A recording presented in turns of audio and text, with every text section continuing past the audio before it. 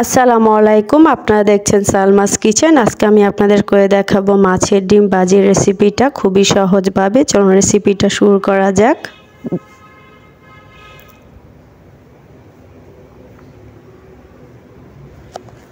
এখানে আমি মাছের ডিম নিয়ে নিয়েছি, ধুয়ে পরিষ্কার করে নিয়েছি ভালোভাবে।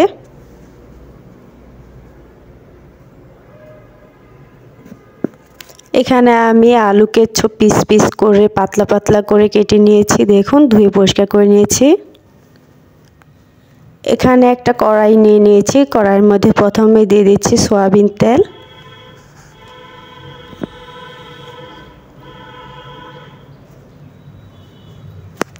তেলটা গরম হলে দিয়ে দিচ্ছি পেঁয়াজ কুচি, দিয়ে দিচ্ছি কাঁচামরিচ কুচি। এখন ভালোভাবে নেড়ে চেড়ে নেব লাল লাল হওয়া পর্যন্ত।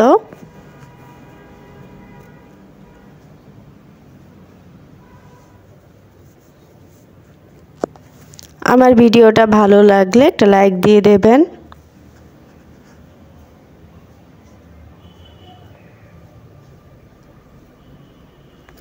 কিছুটা লাল হয়ে আসলে এই পর্যায়ে দিয়ে দেবেন হাফ টেবিল চামচ রসুন বাটা,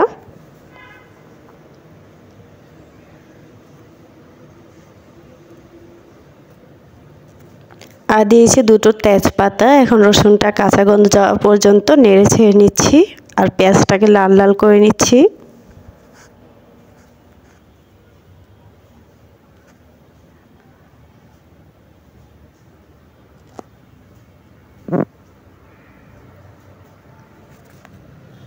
এখন আমি এর মধ্যে দিয়ে দেব আলুগুলো।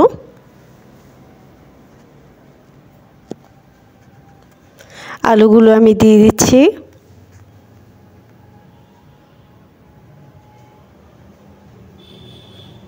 প্রথমে তেলের মধ্যে হালকা একটু মিশিয়ে নিচ্ছি।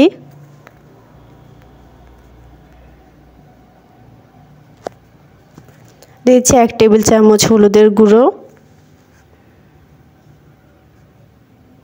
আরও হাফ টেবিল চামচ হলুদের গুঁড়ো,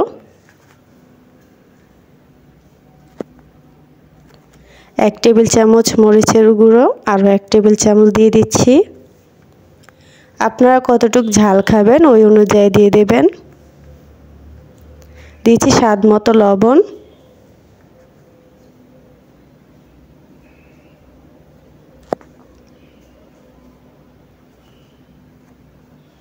লবণটা দিয়ে দিচ্ছি স্বাদ মতো। দিয়ে দিচ্ছি 1 টেবিল চামচ ধনিয়ার গুঁড়ো। এখন ভালোভাবে মিশিয়ে নেব।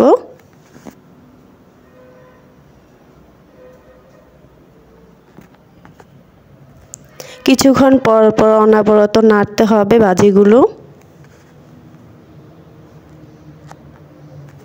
আলুটা হওয়া পর্যন্ত আমি এভাবে নেড়ে ছেড়ে যাব। আপনারা আমার চ্যানেলটাকে সাবস্ক্রাইব করে দেবেন, বেল বাটনটি ক্লিক করে দেবেন পরবর্তী ভিডিওগুলোর জন্য। ডিম ভাজি কিন্তু একেবারে সহজ রেসিপিটা, একবার ভালো মতো দেখলে ইনশাল্লাহ আপনারা খুবই সহজে পেরে যাবেন।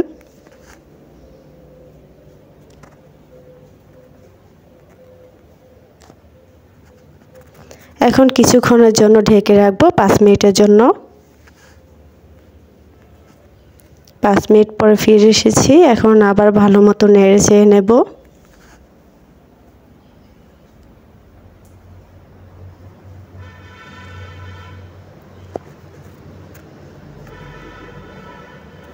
মাছের ডিম ভাজি আলু দিয়ে এইভাবে রান্না করলে খেতে কিন্তু খুবই ভালো লাগে ভাতের সাথে। আপনারা রুটির সাথেও খেতে পারেন।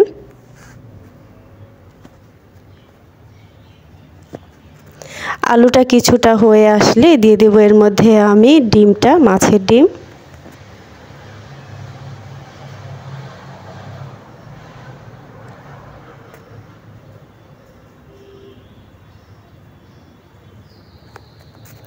ভালো মতো আলুর সাথে মিশিয়ে দিয়ে দিচ্ছি টমেটো কুচি।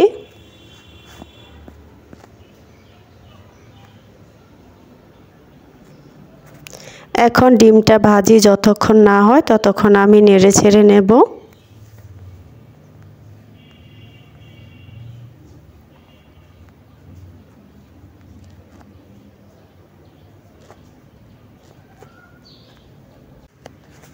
এই যে দেখুন অনেকটা হয়ে এসেছে।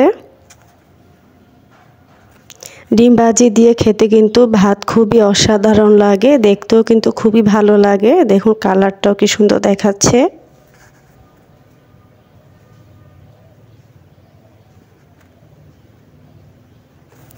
আপনারা বাড়িতে রেসিপিটা করে দেখবেন, খেয়ে দেখবেন খুবই ভালো লাগবে খেতে।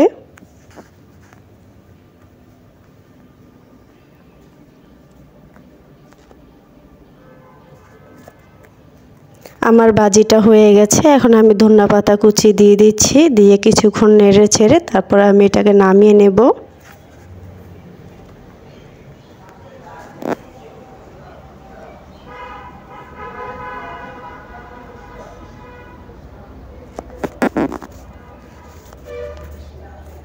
কারণ ধনেপাতা কুচিটার হালকা একটু কাঁচা গন্ধটা গেলেই আমি নামিয়ে নেব।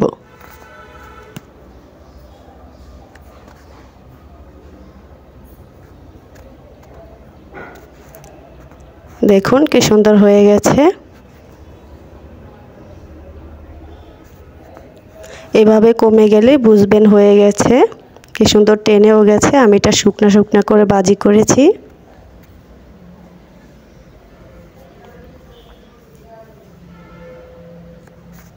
এখন আমি নামিয়ে নেব।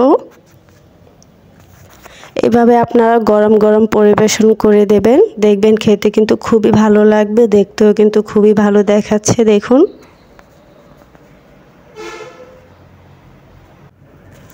এভাবে মাছের ডিমটা আলু দিয়ে ভাজি করে দেখবেন, খেতে কিন্তু খুবই ভালো লাগবে, খুব অসাধারণ লাগবে খেতে। আশা করি আপনারাও বাড়িতে ট্রাই করবেন এবং আমার রান্নাটা যদি ভালো লাগে অবশ্যই আমাকে কমেন্টে জানাবেন।